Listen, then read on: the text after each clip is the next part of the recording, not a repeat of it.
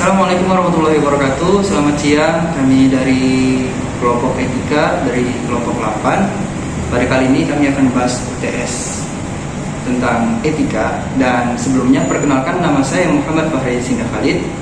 Nama saya Muhammad Tarik Eko sendiri. Nama saya Muhammad Ihsan Siregar.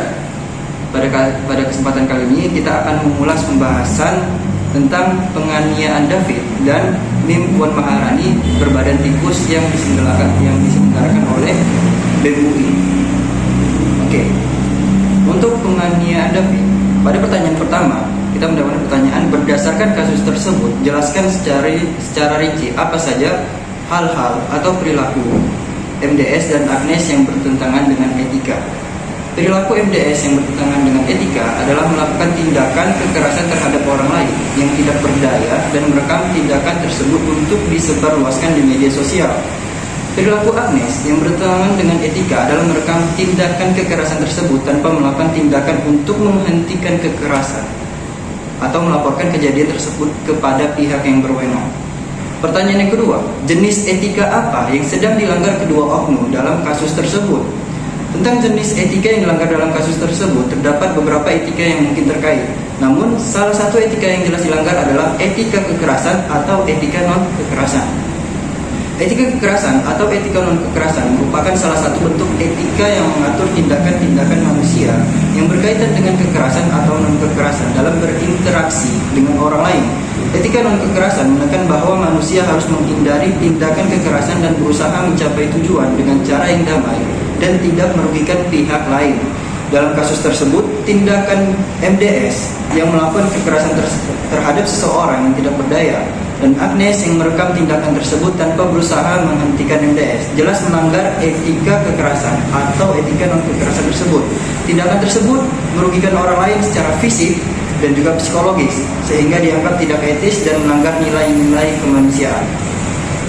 Pertanyaan yang ketiga dari kasus penganiayaan David, yaitu sebutkan hal-hal yang mungkin menjadi penyebab seseorang melakukan hal demikian dan bahkan mengancam nyawa orang lain. Ada beberapa faktor yang mungkin menyebabkan seseorang melakukan tindakan kekerasan seperti yang dilakukan oleh MDS adalah masalah psikologis, lingkungan yang tidak mendukung, dan kurangnya kemampuan dalam mengelola emosi dan stres. Faktor yang mungkin mempengaruhi Agnes untuk merekam kejadian tersebut tanpa melakukan tindakan untuk menghentikan kekerasan atau melaporkan kejadian tersebut kepada pihak yang berwenang adalah kurangnya pengetahuan mengenai tindakan yang harus dilakukan dalam situasi tersebut. Pertanyaan yang keempat adalah hal-hal apa saja yang Anda pelajari dari kasus tersebut terkait dengan harga diri dan manajemen stres, dan sebutkan saran-saran yang dapat dijadikan dari pelajaran kasus ini. Dari kasus tersebut kita dapat belajar pentingnya memahami nilai dan harga diri seseorang serta kemampuan dalam kita perlu memahami bahwa tindakan kekerasan tidak dapat diterima dalam segala situasi dan harus segera dilaporkan ke pihak yang berwenang. Kita juga perlu memperhatikan konsekuensi dari tindakan kita di media sosial sehingga tidak mengabaikan privasi dan hak asasi manusia. Kasus yang kedua yaitu Mim Puan Maharani. Pertanyaan pertama, menurut Anda apakah mahasiswa dalam hal ini BEM UI sudah melakukan hak dan tanggung jawabnya dengan etika yang sesuai dengan kode etik? Jelaskan kedua aksi mahasiswa tersebut dan bagaimana etika yang seharusnya dilakukan pada pemimpin bangsa ini.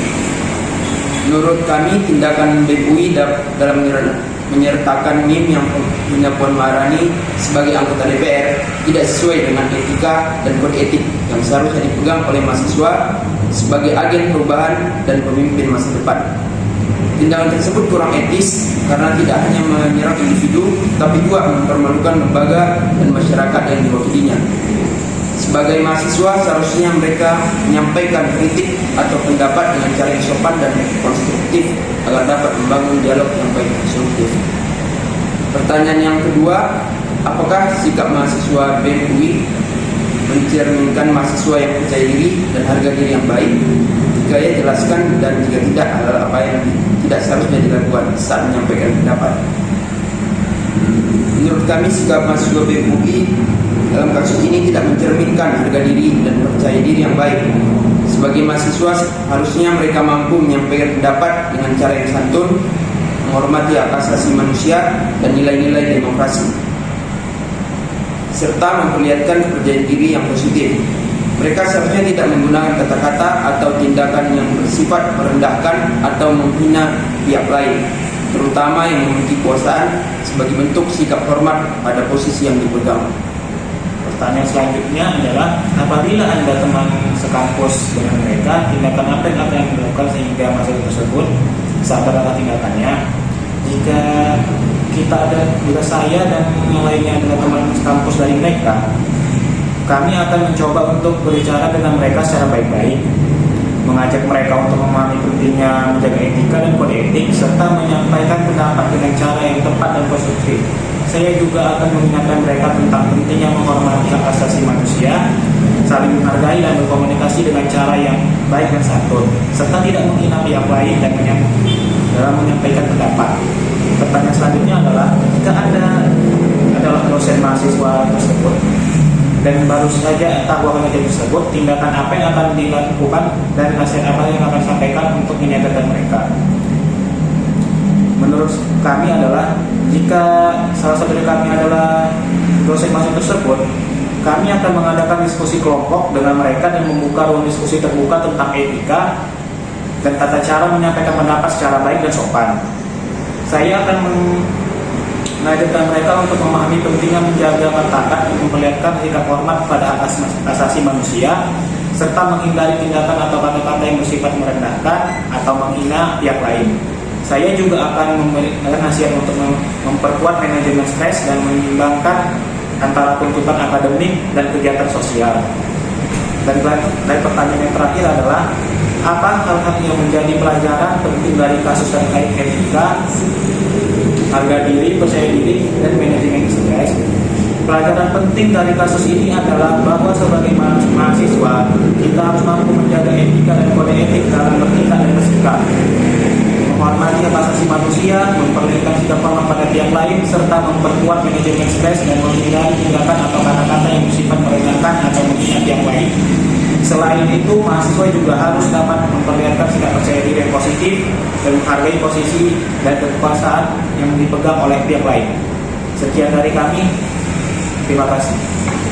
Sekian dari kelompok kami tentang ulasan etika. Yang pertama tentang penganiayaan David, yang kedua tentang Puan Maharani berbadan tikus. Sampai sini saja pembahasan kami. Terima kasih semuanya. Lebih dan kurang kami mohon maaf. Assalamualaikum warahmatullahi wabarakatuh. Selamat siang.